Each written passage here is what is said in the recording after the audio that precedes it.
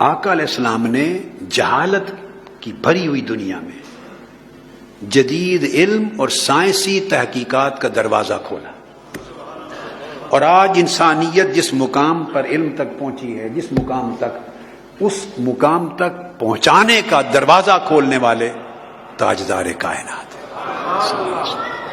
آقا علیہ السلام نے میڈیکل سائنسز کھولی، باٹنی کھولی، اس کے دروازے کھولے، مکینکس کے کھولے، زوالوجی کے کھولے، بیالوجی کے کھولے، جیالوجی کے کھولے، اپتھلمولوجی کے کھولے، انیستھیزیا کے دروازے کھولے، کیمسٹری کے کھولے، میتھمیٹکس کے کھولے، فزکس کے کھولے، مکینکس کے دروازے کھولے، ڈائنامکس کے کھولے۔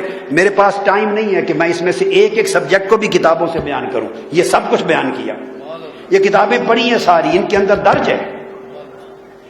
سوشیالوجی کے کھولے، جیوگرافی کے، کمیونیکیشن کے، اسٹرانومی کے، اسٹرالوجی کے، الجبرا کے، جیومیٹری کے، medical drugs, medical sciences, pharmacology کے، سرجری کے، آقا علیہ السلام نے انجینئرنگ کے، ٹیکنالوجی کے، یہ ساری جو ہیومن سائنسز ہیں، آقا علیہ السلام نے سب کے اشارے دے کر دروازے کھولے اور آگے انسانیت کو ترغیب دی کہ انسانیت ان چیزوں کے اوپر تحقیق کر کے علم کو آگے بڑھائے گی۔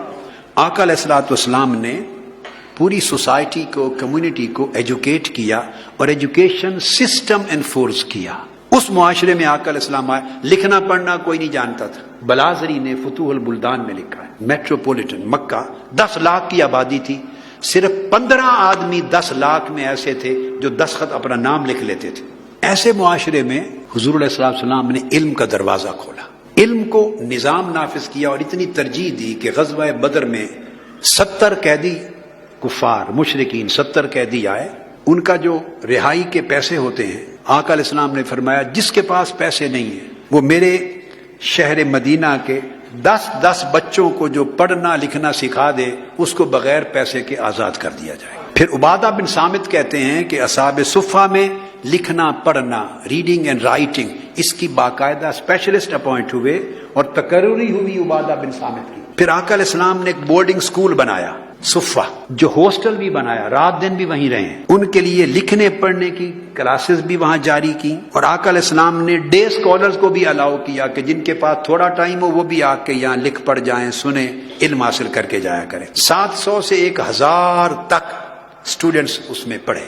تعلیم کی اتنی سرپرستی فرمائی کہ دوسرے قبائل میں جو دور رہتے تھے ان کی طرف ٹیچرز بھیجتے، حتیٰ کہ نجد کے صوبے کی طرف مختلف قبائل کے لیے 70 ٹیچرز اکٹھے ایک بار ڈسپیچ کیے۔ آقا علیہ السلام نے 9 ماسک سکولز بنائے، مسجدوں کے ساتھ سکول قائم کیے، 9 سکول بنائے مدینہ طیبہ میں۔ چھوٹا سا ویلیج تھا مدینہ، جتنی مسجد نبوی ہے اتنا ہی تھا، اور پھر اس کے بعد باہر کی بستیاں تھیں جیسے قباء۔ حضور صلی اللہ علیہ وسلم نے لکھنے والوں کے لیے، لٹریسی ریٹ کے لیے لکھنے کا سرکاری شعبہ بنایا، ہر چیز ریٹن ڈاکومنٹس تیار کیے۔ 229 لیٹرز بھیجے آقا علیہ السلام نے خود، ٹریٹیز کی، معاہدات کی، آفیشیل ڈاکومنٹس بنے، اور 225 ڈپلومیٹک ڈاکومنٹس بھیجے۔ 500 سے زائد آقا علیہ السلام نے، اور بعض روایات میں 1000 تک تمام سرکاری ڈاکومنٹس ریٹن بھیجے، یعنی ہر چیز لکھ کر کرنے کا، ڈاکومنٹیشن کا کلچر پیدا کیا۔ پھر سٹیمپس ایجاد کی، جو لیٹر بھیجنا اس پر مہر لگتی تھی۔ سب سے پہلے قریش میں اور حجاز میں خطوں کے اوپر مہر لگانا تاکہ پتہ چلے یہ ڈاکومنٹ آفیشیل ہے، یہ ڈاکومنٹ آفیشیل نہیں، جعلی۔ اس کی ابتدا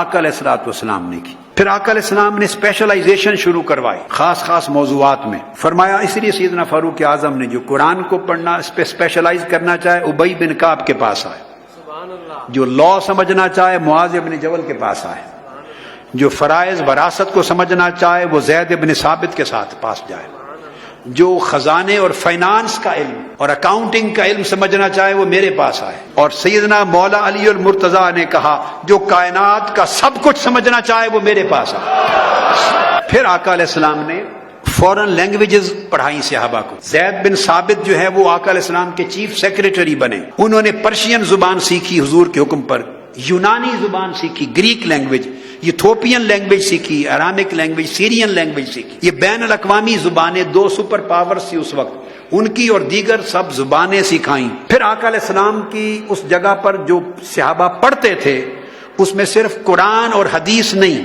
لا بھی پڑھایا جاتا، تھیالوجی عقیدہ پڑھایا جاتا، موریلٹی پڑھائی جاتی، سوشیالوجی پڑھائی جاتی، میتھمیٹکس پڑھایا جاتا، میڈیسن پڑھائی جاتی، اسٹرونومی پڑھائی جاتی، جینیالوجی پڑھائی جاتی، ایگریکلچر پڑھائی جاتی، ٹریڈ پڑھائی جاتی، کامرس پڑھائی جاتی، فارن پالیسی پڑھائی جاتی۔ یہ میں نے جتنی آپ کو سبجیکٹ بتائے ہیں ان کا ذکر ابن حجر اسقلانی کی الاصابہ میں، امام حاکم کی المستدرک میں، امام ابو داؤد کی سنن میں، امام احمد بن حنبل کی مسند میں، اور امام مالک کی موطا اور ترمذی اور بہقی میں، ان سب کتب حدیث کو جمع کر کے میں نے یہ سارے سبجیکٹ بیان کر دیے۔ پھر آقا علیہ السلام نے ویمن ایجوکیشن کا آغاز کیا، گھروں میں ان کی تعلیم ہوتی، ازواج مطہرات کے گھروں کے اندر اسٹڈی سرکلز ہوتے، صحابیات مقرر تھی انہیں لکھنا پڑھنا سکھانے کے لیے۔ صحیح بخاری میں ہے آقا علیہ السلام نے دن مقرر فرمائے خواتین کی ایجوکیشن کے لیے، حضرت حفصہ پر ٹیچر مقرر کی، حضرت عائشہ صدیقہ رضی اللہ تعالیٰ عنہ پوئٹری کی ماہر تھی، میڈیسن کی ماہر تھی، لا کی ماہر تھی،